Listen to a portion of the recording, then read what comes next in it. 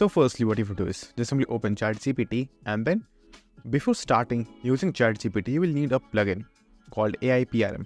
So it's a very easy process. All you have to do is just simply go to Google or any browser, whichever browser you may be using, and just simply search for AIPRM. Now, after you do that, just simply click on the first link, which will be from Chrome Web Store.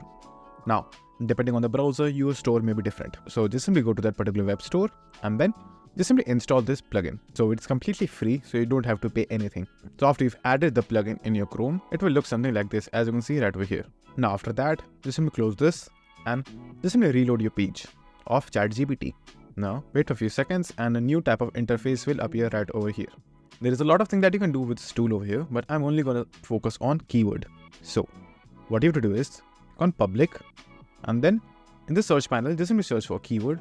Now after that, all you have to do is just simply scroll down and you will find the option of keyword generator. Just simply click on this option, and now this particular plugin has been selected, as you can see right over here.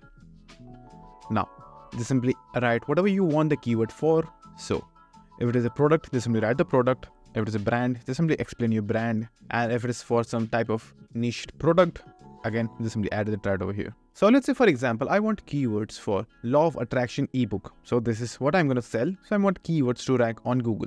Now, all you have to do is just simply explain what you want right over here in the prompt section. So after writing what you want, just simply hit enter.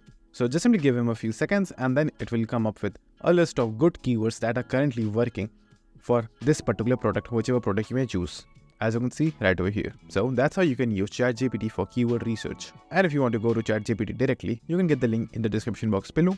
And if this video was helpful, please consider subscribing and liking the video.